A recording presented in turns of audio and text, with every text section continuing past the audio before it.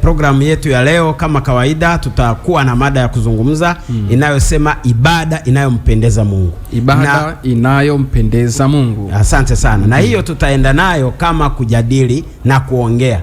Lakini pia mwishowe kabisa kama kawaida tutazungumzia habari za afya, na baadaye kabisa tutaruhusu watu wasikilizaji wetu watapiga simu ili na wao watuambie maoni yao, maswali, pongezi na faida walizozipata. Ndiyo. Hebu tuombe. Baba yetu mfalme wa amani, tunakushukuru sana kwa kuwa pamoja nasi.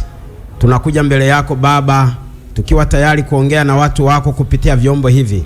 Vilinde, walinde, tupe neno lako kwa usahihi na liweze kutujenga kwa ajili ya maisha ya sasa na yale yajayo, katika jina la Yesu Mwokozi wetu, amen. Amen. Ndugu wasikilizaji, leo tumependa tuzungumze nanyi kwa uhakika na kwa kina zaidi kuhusu ibada inayompendeza Mungu. Ndiyo. Unajua Mungu anahitaji tumfanyie ibada. Na Mungu ni wa kuabudiwa. Na katika kuabudiwa kule anahitaji wanaomwabudu wamwabudu kwa minajili na misingi na mipango aliyoiweka yeye. Amen. Sio wao wanavyofikiria. Unajua hata kama angekuwa ni mzazi wako au angekuwa ni bosi wako, huwezi kaendesha kazi yake kwa namna unavyowaza wewe. Ofisi kuu ndiyo inayotakiwa kukuonyesha namna ya kutenda. Kwa hiyo ofisi kuu ya ibada ya kumtolea Mungu ni Mungu mwenyewe. Ndiye anayesimamia hiyo ofisi. Na kama ndiye anayesimamia hiyo ofisi, lazima watu wajue namna gani inavyotakiwa kumfanyia ibada na anavyoagiza. Ndio maana tunaposoma neno la Mungu, Mungu hahitaji tumtolee ibada au tumfanyie ibada kama vile kipindi kile watu walitoa zabihu, lakini kwa namna alivyowaambia. Walihubiri kwa namna alivyowaambia. Walitabiri kwa namna alivyowaambia. Hata katika Israeli kipindi kile wako Misri, aliwaongoza hata njia ya kupita. Kawaambia piteni kuelekea njia ya kuelekea bahari ya Shamu. Piteni kuelekea mlima wa Sairi. Yani kila kitu aliwaongoza. Hivyo katika swala la imani lazima iwe hivyo. Amina. Kwa hivyo sasa tunaposoma kitabu cha Yohana sura ya 4 fungu la 22, tuna kundi kubwa la watu wasomaji hapa, kila mmoja watatusaidia kusoma. Hebu Yohana sura ya 4 fungu la 22. Maandiko yanasema hivi katika Yohana 4 fungu la 22. Wakati huo Clement akitutafutia Waefeso 4 fungu la 3. Amina. Soma ndugu. Yohana 4 fungu la 22. Ndio. Ninyi mnaabudu msichokijua. Endelea. Sisi tunaabudu tukijuacho. Ndio. Kwa kuwa wokovu watoka kwa Wayahudi. Endelea. Lakini saa inakuja. Hapo ndo nataka watu wasikilize vizuri. Nayo saa ipo. Ambayo waabuduo harisi watamwabudu Baba katika roho na kweli. Asante sana. Watamwabudu Baba katika roho. Ndio. Ndio. Ndo imekomea hapo? Hapana, inasema na kweli. Katika roho na kweli. Ndio. Kwa hiyo si kumwabudu Baba katika roho peke yake. Au katika kweli peke yake. Ndio. Vyote viwili vitaambatana. Ndio. Roho huyu anayezungumzwa ni Roho Mtakatifu. Ukweli huo unaozungumzwa ni wa maandiko matakatifu. Kwa kumwabudu Mungu kwa njia inayofaa, wamwabuduo Baba watamwabudu katika roho na kweli. Watu hawa wataunganishwa na vipengele 7. Ndio. Watu hawa wataunganishwa na vipengele vingapi? 7. Vipengele 7. Katika vipengele hivi 7 hakuna kinachomeza kingine. Hakuna cha kupuuziwa wala cha kuweka pembeni. Tusikilize unasemaje? Inasemaje Waefeso 4 fungu la 3? Na kujitahidi kuhifadhi umoja wa roho katika kifungo cha amani. Mwili mmoja tutahesabu. Alafu na roho mmoja. Na roho mmoja, asante. Endelea. Na kama mlivyoitwa katika tumaini moja la wito wenu. Twende vizuri. Mwili ni mmoja, roho ni mmoja, tumaini ni moja. Endelea. Bwana mmoja la 4. Imani moja la 5. Ubatizo mmoja. La 6. Alafu Mungu mmoja naye ni Baba wa wote. Asante sana. Aliye juu ya yote na katika yote na ndani ya yote. Yuko juu ya yote, ndani ya yote, juu ya yote. Ndio? Ndio. Sasa tusikilizane. Wamesema ni mwili mmoja, asema roho moja, tumaini moja, batizo moja. Alafu wameendelea na vingine vitatu ambavyo sijakumbuka, si ndio? Lakini mwili inamaanisha kanisa. Tumaini la kanisa linatakiwa liwe moja. Ndio. Ubatizo wa kanisa hautakiwi hawa wanabatiza hivi au wanawabatiza hivi. Kama Kristo alibatizwa kwa kuzamishwa ndani ya maji, wale wote wanaomfuata watazamishwa ndani ya maji. Amina. Mwili huo kanisa la Mungu hana mitara. Ndio. Sijui kama unanielewa. Mungu hana mitara. Ndiyo. Mungu ana kanisa moja. Kanisa hilo moja ni mwili mmoja. Ndiyo. Lenye kuongozwa na Bwana mmoja. Ndiyo. Lenye kuongozwa na mfalme mmoja. Ndiyo. Ambaye ni Mungu wa wote, Baba wa wote. Hayo ni mambo 7 yanayodhihirisha kanisa la Mungu. Amina. Lakini pia Mungu anawakusanya watu wake katika kweli moja. Hawa watu wanapoitwa wanakusanywa katika kweli moja. Ezekiel 34 fungu la 16 na tusomee ndugu Elias, na fungu lile la 23 na la 24. Wakati huo ndugu Ezekiel Chelele akitutafutia Zefania 3:18.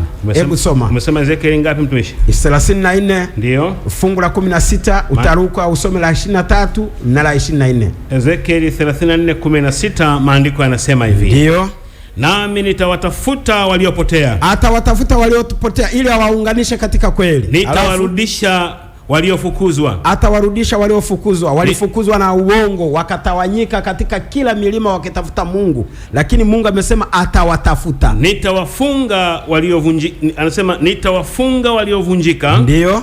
Nitawatia nguvu wagonjwa. Ndio. Nao wanono na wenye nguvu nitawaharibu. Fungu la 23. Fungu la 23 maandiko yanasema hivi. Ndio. Katika Yeremia. Nami Ezekiel 34 tumesoma 10 tunakwenda fungu la 23. Ndio. Nami nitaweka mchungaji mmoja juu yao. Ataweka mchungaji mmoja, ndio. Naye atawalisha. Naam, mtumishi wangu. Daudi yeye anasema mtumishi wangu Daudi yeye atawalisha, naye atakuwa mchungaji wao. Fungu la 24. Ndio. Na mimi Bwana nitakuwa Mungu wao. Ndio. Na mtumishi wangu Daudi atakuwa mkuu kati yao. Asante sana. Huyu mtumishi Daudi anayezungumzwa ni Kristo. Anaenda kuchunga kundi lake. Aliongoze katika kweli. Aliweke katika misingi imara. Na kundi hili ndio litakuwa salama, na mchungaji mmoja atakayelichunga ni Kristo. Amina. Katika kitabu cha Zefania 3:18 panasemaje? 3:18 neno la Bwana linasema nitawakusanya. Anaenda kuwafanyaje sasa? Nitawakusanya wanaousikitikia mkutano wa ibada. Kumbe kuna watu wanalia. Ndiyo. Wanapoona mambo ya Mungu yanaenda ndivyo isivyo. Kila mmoja akijichukulia hivi. Mwingine akienda kwenye kuhubiri utazana anacheza kandanda. Mwingine unatazana anacheza ngumi. Mwingine unazana na igiza. Ndiyo. Kuna watu wanamtafuta Mungu, uso wa Mungu. Muumba wa mbingu na nchi. Ili waushuhudie uso wa Mungu na maagizo yake bila mbwembwe za wanadamu. Bwana amesema kwa kuwa hawa watu wana kiu ya kuijua kweli, atawaunganisha wanaosikitikia mkutano wa ibada. Alafu hao waliokuwa wakwako ambao mzigo uliokuwa juu yake ulikuwa fedhea kwao. Asante sana. Hawa watu Mungu atawakusanya pamoja. Amen. Kwa kumaliza kipengele hiki ili tupokee kipengele cha pili, tutasoma Yohana 10 fungu la 16. Yohana 10:16. Ndio. Maandiko yanasema hivi katika Yohana 10:16 ya kwamba na kondoo wengine ninao ambao si wa zizi hili, na hao nao imenipasa kuwaleta, na sauti yangu wataisikia, kisha kutakuwako kundi moja na mchungaji mmoja. Amina. Atawaunganisha katika kweli. Watakuwa katika kundi moja. Wataongozwa na Kristo. Kitabu kitakachowaongoza ni maandiko matakatifu. Yesu atakuwa mwongozi wao na ndiye atakayewapa uzima wa milele, na watu hao hawatafanya jambo lolote kinyume na maagizo ya Mungu. Amina. Mungu atubariki sana. Amina. Tusikilize mwenzetu naye atatuambia kinachofuata. Watu hawa wakishaungana katika imani wanaishije, wanakueje? Asante sana. Na wasikilizaji wetu, Mungu awabariki. Tunaomba mzingatie jambo hili. Kama fungu hili lililonenwa katika kitabu cha Yohana sura ya 10 fungu la 16. Ndio. Ya kwamba kondoo wengine ninao. Ndio. Ambao yanipasa niwalete, watakuwa kundi moja chini ya mchungaji mmoja, na hili ndilo lengo la matengenezo. Mungu anapoleta injili hii ya matengenezo, anahitaji watu wake kutoka imani mbalimbali waje kwenye msingi mmoja wa imani, ili liwe kama ilivyoandikwa kwamba kuna mwili mmoja, yani kanisa moja, imani moja, ubatizo mmoja. Na ili hilo liwezekane, lazima injili hii iwaite watu wa Mungu wanaomtafuta Mungu kwa haki, wale tuliyosoma katika kitabu cha Zefania, wanaosikitikia mkutano wa ibada, waje kwenye msingi mmoja. Amen. Alafu wakifika kwenye huo msingi, lazima mafundisho. Unajua maisha ya kiroho yanaundwa na mafundisho ambayo ndicho chakula cha kiroho tunachoishi kwacho. Jambo la kwanza, fundisho la kwanza kabisa linatakiwa kuwa ni msingi wa upendo. Amen. Utatusomea kitabu cha Yohana sura ya 13 fungu la 34. Yohana 13:34 na 35. Ndio. Maandiko yanasema hivi katika Yohana 13:34. Amri mpya nawapa, mpendane kama vile nilivyowapenda ninyi, nanyi mpendane vivyo hivyo. Ubarikiwe sana. 35. Hivyo watu wote watatambua ya kuwa ninyi mmekuwa wanafunzi wangu, mkiwa na upendo ninyi kwa ninyi. Kuna jambo ambalo limesahaulika katika ulimwengu wa dini. 90% za wakao katika inchi wote wanaabudu. Tena zaidi ya 90%. Ni kweli. Lakini uovu haupungui. Dhambi hazipungui. Gereza bado zinajaa. Yani unaona kana kwamba duniani hakuna anayeabudu. Kila siku waabudu wanaongezeka makanisani, lakini uovu haupungui kanisani. Haupungui ulimwenguni. Shida ni kwamba watu wanajifunza mambo mengine zaidi ya kujifunza yale Yesu aliyotaka wajifunze, ambao ni upendo. Amina. Maandika upendo huu ambao umesoma katika kitabu cha Yohana, upendo huu ndio ushahidi wa kwamba watu ni wanafunzi wa Kristo. Ndio maana Yesu akasema mkipendana watu watajua ya kwamba ninyi ni wanafunzi wangu. Amina. Watu wanapounganishwa pamoja, si kwa nguvu wala kwa maslahi, wanapounganishwa pamoja si kwa kutafuta faida kwa mtu mwingine, bali kwa upendo, linakuwa ni ishara isiyobishiwa ya kwamba Roho wa Mungu yuko ndani yao. Kwa hiyo upendo ndio msingi wa kanisa la kweli la Mungu. Ili kanisa limtolee ibada inayompendeza, inatakiwa washiriki wapendane wao kwa wao kwanza. Inatakiwa upendo utawale ulimwengu. Lakini hilo linaposahulika ndani ya kanisa, shida iliyopo kwa sasa, watu wanapenda dini zaidi wanavyompenda Mungu. Kiasi kwamba mlevi akipita hapo nje amtukane Mungu, watu hawatasikitika, lakini akitukana dini ya mtu, hata kupigana watapigana. Hapo naona ya kwamba watu wamekosea. Badala ya kupenda Mungu wanapenda dini, badala ya kupenda neno la Mungu wanapenda maagizo ya dini au ya kanisa fulani. Na ndiyo maana ili kanisa limtolee Mungu ibada inayompendeza, msingi lazima uwe upendo. Amina. Napenda tunapokuwa tunazungumzia juu ya jambo hili na mitume wa Kristo, hilo ndilo fundisho walilolitanguliza. Amina. Utatusomea kitabu cha Yohana, au niombe wasikilizaji wetu niwaelekeze, watakuja kusoma baadaye ili tukomboe muda. Katika kitabu cha Luka sura ya 3, kitabu hicho cha Luka, sura ya 3, maandiko yanasema hivi, ni fungu la 7. Nimekusha kufika. Yohana aliwaambia kwamba zaeni matunda ya pasayo toba. Unaona jambo hilo? Walipaswa kuzaa matunda ya pasao toba. Akaambia aliye na mavazi mawili mmoja au asiye na vazi, aliye na chakula afanye vivyo hivyo.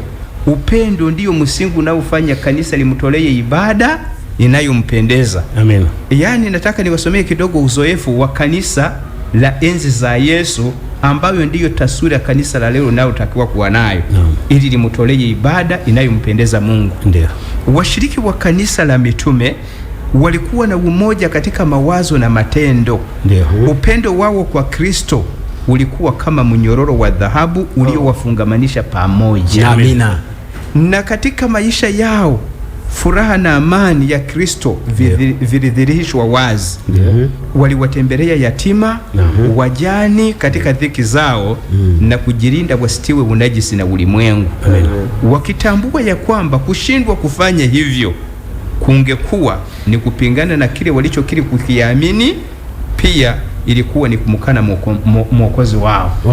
Walijua ya kwamba kama ikitokea chuki kati yangu na jirani yangu na mshiriki mwenzangu, itakuwa ni kukana imani, itakuwa ni kumsaliti mwokozi wetu. Naomba unaweza ukaendelea na kipengele cha pili. Asante sana. Katika kanisa hili tumeona kwamba lilikuwa na upendo, ni msingi kabisa. Walikuwa wanawajali wahitaji, ni kweli kama tulivyoeleza, lakini pia kwa upande wa pili walikuwa watu wa haki. Ndiyo. Walikuwa hawawezi kuvumilia waovu wasiokubali kutubu. Ni kweli. Kweli kabisa. Waovu wasiokubali kufanyaje? Kutubu. Walisimamia haki. Unajua Mungu, watu wanatakiwa wamjue kwa namna hii. Mungu kwa upande huu ni mwenye huruma. Ndio. Lakini kwa upande huu pia ni mwenye haki. Usizanie, usimtazame Mungu kama mwenye huruma na upendo tu asiyeadhibu waovu. Kwa upande huu Mungu ni mwenye haki. Ndio. Ni mwenye haki, mwenye kusimamia sheria zake vizuri. Ndiyo. Na ukienda kinyume na sheria hizo, kiboko pia kipo. Lazima kwa lakini pia ukija kwa upande wa pili pia ni Mungu mwenye huruma. Ni Mungu mwenye upendo. Ambao upendo wake hauvunji haki. Na haki yake haiangamizi upendo. Haleluya. Hivi ndivyo na kanisa la kwanza lilivyofanya kazi. Lilikuwa haliwezi kuvumiliana na watenda maovu. Ufunuo 2:22. Tusomee. Ufunuo 2 fungu la 22. Neno la Bwana linasemaje? Neno la Bwana linasema hivi. Tazama, nitamtupa juu ya kitanda, na hao wazinio pamoja naye wapata. Hapana, Ufunuo 2:2. 2:2. Samahani, nilikwenda 22. Ufunuo 2:2. Ndio. Maandiko yanasema hivi. Na yajua matendo yako, na taabu yako, na subira yako, na ya kuwa huwezi kuchukuliana na watu wabaya. Asante sana. Hawawezi kuwa na shirika na waovu. Kila wakati mtu wa Mungu anatakiwa awe mtu mwema, mtu mtakatifu, mwenye kuelewana na muungwana. Lakini pia asiyekubali kuchukuliana na waovu. Hawezi kuingia katika magenge ya wahuni. Huyu ni mtu wa Mungu. Mtu wa Mungu hawezi kushirikiana na vijana, mabinti, wanawake, wanaume ambao ni wahuni, wakorofi, wezi na wanyang'anyi. Mtu wa Mungu hawezi kuonekana hapo. Ni kweli. Ndio maana katika Zaburi sura ya kwanza nasema kwamba hatembei wala kushiriki katika njia za waovu. Huyu ni mtu wa Mungu. Anajua kunyosha mkono wake kukemea uovu. Unajua hapa duniani tuna changamoto moja. Kuna watu ambao wakiona maovu yanafanywa na ndugu zao au marafiki zao, unamuuliza Elias, unaona hili kosa? Anasema unajua tena, anaangalia chini. Unatakiwa nyosha kidole, onyesha uovu kwamba ni uovu. Ndivyo Mungu alivyo. Ni kweli kabisa. Na kanisa ili lipate kumtolea Mungu ibada inayompendeza, lazima msimamo huo uzingatiwe. Ndio. Si kwamba kanisani watu wavae wanavyotaka, watu waenende wanavyotaka. Yani maelekezo yanapaswa kuvaa, yanapaswa kuwepo katika uvaaji, katika mwenendo kwa kila hatua, kula na kunywa, iwepo misimamo kama Mungu alivyoelekeza. Lakini sio kwamba watu waabudu leo, kesho wavai wanavyotaka. Yani inakuwa ni aibu. Inakosa sio watu, bali ni yule ambaye alipaswa kuwaelekeza, amewaacha, amechukuliana na. Ndio maana katika kanisa la mitume Anania na Safira wakasema uongo, mwenzake akafa. Huyo akawa hana taarifa, akakuta mwenzake akamwambia kwamba wametoka kumzika mmeo na wewe utashuhudia. Anaye akaanguka hapo hapo akafa. Kumbe lilikuwa ni kanisa lenye kukemea maovu. Lakini Matendo ya Mitume sura ya 13 fungu la 10 na la 11 panasemaje? Matendo ya Mitume 13 fungu la 10 na la 11. Na la 11 maandiko yanasema hivi. Hawakuweza kuvumilia watu wanaofundisha uongo. au wanasema kile ambacho Mungu hakusema. Nasema kwa jina la Bwana, Bwana amesema kwamba nimeona. Mtu anakuambia kwamba uombe mpaka paka aliyopo kwenye dari afe. Saa ngapi? Okay, Matendo 13 fungu la 10 maandiko yanasema akasema ewe mwenye kujaa hila na uovu wote, Paulo anamkemea mwana wa Ibilisi, adui wa haki yote, adui wa haki yote, uwachi kuzipotoa njia za Bwana zilizonyoka. Unaona, inamuumiza Paulo akisema huachi kuzipotosha njia za Bwana zilizonyoka. Yaani unazipotosha tu. Watu wanataka kunywa pombe na watafutia mafungu, wanataka kunyanyasa wake zao na watafutia mafungu, wanataka kuiba na watafutia mafungu, wanataka kuzurumu na watafutia mafungu. Unazipotosha njia za Bwana. Fungu la 11 hapo maandiko yanasema ndio niambie. Nikuulize kidogo Pastor Michel. Umesema kwamba kwa maana ya kwamba haturuhusiwi, sasa Biblia hairuhusu hivyo kunywa pombe na mambo mengine. Sasa hawa ambao wanatafuta haya mafungu na machoni kwa watu wakiongea, mtu unaamini kwa sababu unaambiwa imetoka kwenye Biblia. Mambo mengine sijui unyanyasaji, kwamba sijui kama mnyanyasa mke wake kafanya hivi, na kuna wakati maandiko anayoyakoti unaona kabisa kwamba mbona maandiko yamesema hivi. Hebu tueleweshe hapo. Ndio maana watu hao anapotosha. Mtu anatafuta fungu kwa kutaka kujitetea, mfano anataka pombe. Lakini ukisoma Methali inasema kwamba pombe zinapotosha. Sasa kama zingekuwa ni kitu cha haki zingepotosha? Tena maandiko yanasema kupotosha. Hakuna mlevi atakayeurithi ufalme wa Mungu. Wakorintho wa kwanza sura ya 6. Kwa hiyo anakutafutia fungu kwamba usinywe maji tu.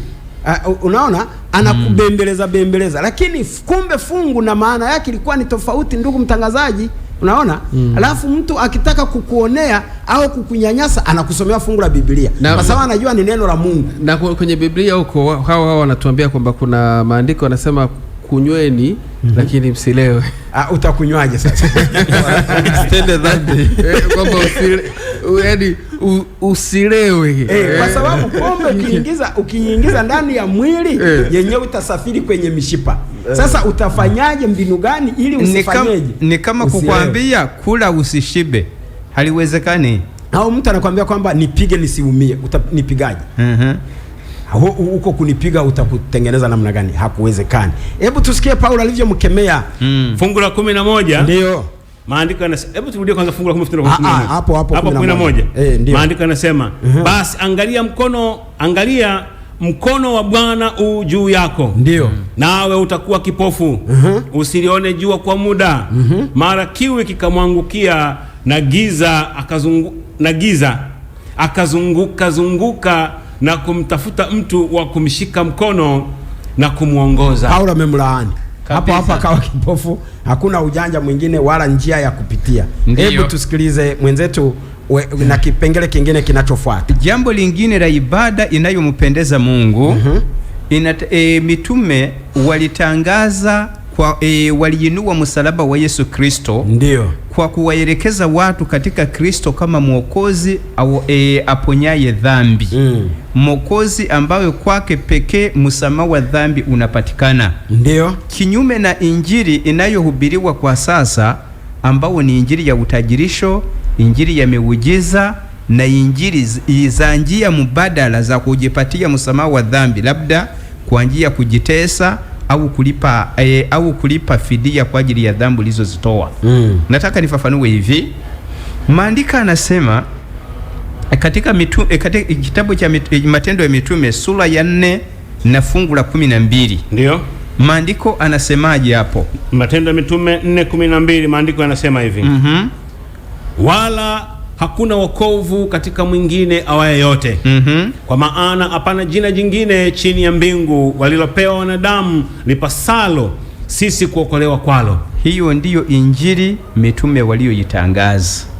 Kama kanisa la Mungu waliwaelekeza wenye dhambi wote kwa Yesu Kristo kama mwokozi ambaye kwake rehema zinapatikana, msamaha wa dhambi unapatikana na matumaini ya uzima wa milele unapatikana. Kinyume na injili inayohubiriwa kwa sasa ya utajirisho, ya miujiza, napenda niwaambie, ni kweli mibaraka hii ya vyakula, pesa na mengine kweli hutoka kwa Mungu. Lakini Mungu hatoi mibaraka hiyo kwa vigezo kwamba mtu anaomba bali anawapatia wanaomcha Mungu na wasiomcha Mungu. Soma kitabu cha Ayubu sura ya 12 na fungu la 6. Haraka. Ayubu 12 fungu la 6. Ayubu 12 fungu la 6, maandiko yanasema hivi. Nasemaje? Hema za wapokonyi hufanikiwa. Na hao wamkasirishao Mungu ukaa salama. Mikononi mwao huleta vitu vingi. Unaona, hata hema za wapokonyi hufanikiwa. Anayeuza pombe huwa anatajirika. Aliyeiba mke wa mtu wanazaa, sio kwamba wanakuwa tasa kwa sababu amemuiba. Yani kwa hiyo unaona ya kwamba mibaraka Mungu haitowi kwa vigezo ya kwamba wewe unakupendeza. Hata Yesu alisema kwamba huwapa mvua na jua wale wema na wabaya. Ubarikiwe. Mvua Mungu ananyeshea wema na wabaya. Ndio. Hiyo ndio maana tunapaswa kuwaita watu waje kwa Mungu, waje kwa Yesu, si ili wawe matajiri, bali ili wapate msamaha wa dhambi, watubu dhambi zao, wapate kibali mbele za Mungu. Ndio. Kwa sababu ya kukimbia kwa muda, vipengele vingine sitavizungumzia, labda tutavichukulia nafasi yake.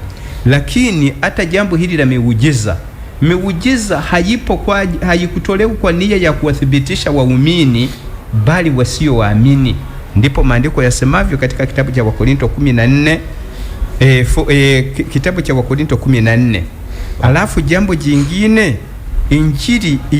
injili ya Yesu Kristo ni tofauti na watu wanaosema lipa pesa kwa kanisa ili dhambi zako zisamehewe, mpaka inafika mtu aliyekufa.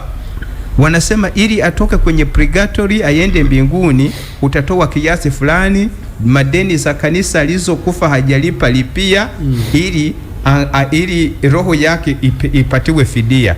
Msamaha unapatikana katika njia ya Yesu Kristo pekee, na hiyo ndiyo injili ya kweli tunayopaswa kuiamini ili kumtolea Mungu ibada inayompendeza. Ndio kabisa. Katika habari hii lazima pia watu wajue kwamba ibada na kazi vinaendana. Sio unashinda ndani eti ninaomba unaacha kufanya kazi kwamba Mungu atakubariki. Utakufa na njaa. Utakufa na njaa. Kwa sababu katika kitabu cha Wathesalonike wa pili sura ya 3 fungu la 10 anasema kwamba asiyefanya kazi na asifanyeje. Mimi nilisoma kitabu kinachoitwa Mind, Character and Personality. Kinasema kwamba mtu anayekula bila kufanya kazi amewaibia waliofanya kazi. Ni kweli. Mwizi. Kitabu kinaitwa Mind, Character and Personality. Mind, Character and Personality. Utakipata hicho. Sawa sawa. Kwa hiyo tafuta mwandishi anaitwa Ellen G. White. Kwa hiyo watu, hata hivi amenikumbusha watu wanaotaka vitabu vya injili hii tunayozungumza, watatupigia, tutawaelekeza na tutawatumia, ni bure, gharama ni bure. Lakini ninachotaka kusema kwamba mtu yeyote anayekula bila kufanya kazi amewaibia wengine waliofanya kazi. Ni kweli. Kwa hiyo hutakiwi kuwa mwizi. Wakati mwingine unaweza kukaribishwa na baba na mama, wengine wamechota maji, wengine wamefua, wengine wamedeki, wengine wamesafisha vyombo, alafu wewe unakuja kula tu wakati ulikuwa unacheza mpira peke yake. Wewe ni mwizi. Aweza kwako hazionekani, ila za wenzio kifika tu hapo na unakuwa wa kwanza kupakua. Hapana, wewe ni mwizi. Watu wanaibiaga wengine kila siku. Lazima tufanye kazi ili tule. Huyo ni Mungu wa mbinguni amesema hivyo. Lakini pia ni lazima watu wajue kwamba hatuhubiri injili ili tujinufaishe. Injili, Yesu alisema mumepewa bure, toeni nini? Bure. Labda nizungumze kidogo kuhusu afya ili tuelekee mwisho. Nataka niwaambie wazi kwamba katika hicho kitabu nilichozungumza kinachoitwa Mind, Character and Personality, nasema kwamba mazoea mazuri yakiendelezwa kwa hekima, uvumilivu, vitaondoa sababu za magonjwa na hakutakuwa na sababu ya kukimbilia dawa. Watu watakapoamua kutotumia, yani kuwa waelewa, wakawa waelewa, wakatumia hekima, uvumilivu, wakazingatia mazoea mazuri ya kula vizuri na kunywa vizuri, sababu za kuumwa zitaondoka. Na sababu ya kukimbilia dawa kila wakati zitaondolewa. Zingatia kwamba watu wengi wanavunja sheria za afya taratibu.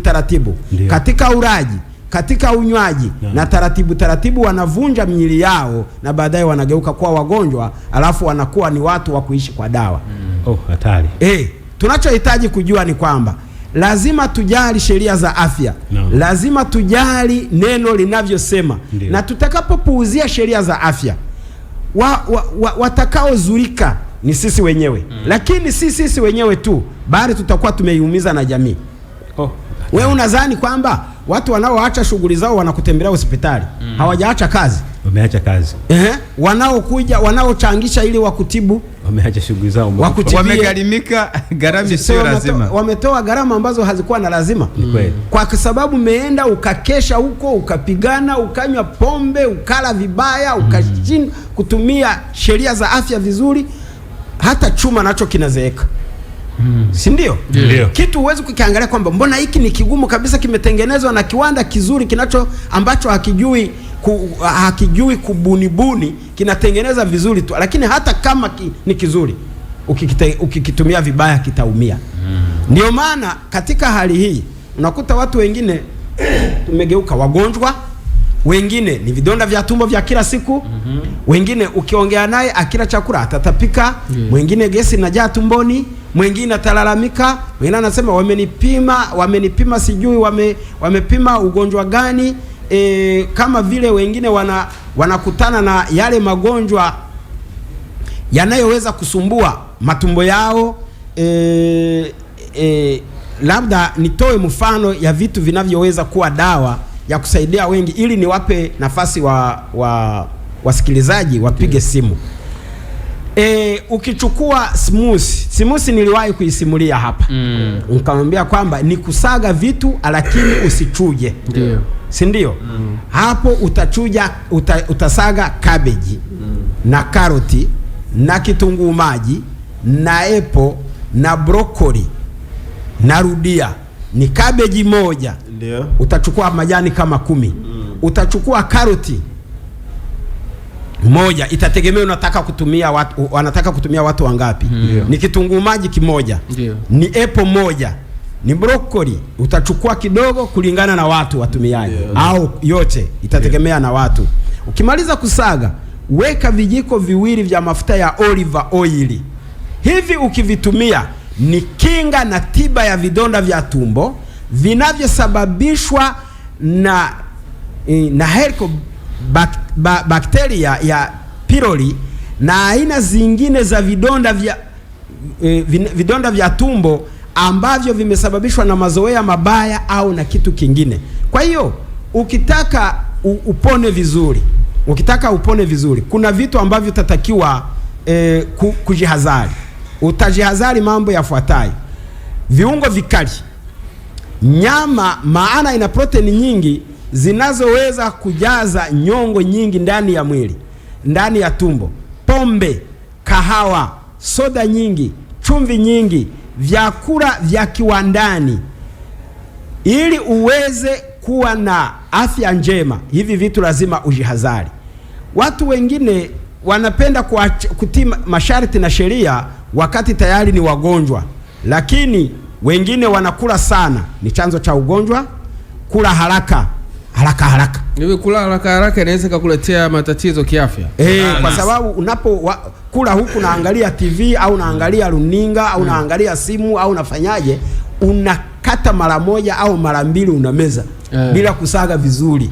Kwa hiyo kadri vinavyokwenda namna ile ukumbuke kwamba ndani ya tumbo hakuna meno mengine. Si ndio? Kazi ambayo ingefanywa na meno haitaweza kufanyaje? Haitaweza kufanywa na tumbo huko. Sio hicho tu. Unaweza kula wengine wanalala baada ya kula hapo. Wengine wanakula huku akiwa na huzuni, nayo ni changamoto ya kusababisha magonjwa. Wengine wanakula huku wanakunywa, iwe ni maziwa, iwe ni maji, iwe ni pombe, iwe ni kinywaji chochote kile. Huku kila anavyotafuna ndivyo anavyofanyaje, ndivyo anavyomeza kinywaji. Kwa hiyo tunavyokunywa chai tunakuwa tunakosea. Sasa hapa una chapati, hapa una andazi. Unatakiwa utafune kabisa, kitu kilainike ndani ya mdomo. Alafu baadaye ndo unywe unachokunywa, lakini sio kugeuza kinywaji kiwe kinashusha moja kwa moja hata bila kuvisaga, kama unakunywa dawa vile. Sawa sawa. Kwa hiyo wengine wanakula chakula kilichoandaliwa vibaya chenye uchafu. Hiyo nayo ni tatizo. Ndio. Sio hicho tu, wengine wanakula bila kunawa, kwa sababu nitakula na kijiko. Watu hawataki kunawa. Lakini pia wengine hawajui kupiga mswaki. Vinakuwa ni chanzo cha figo.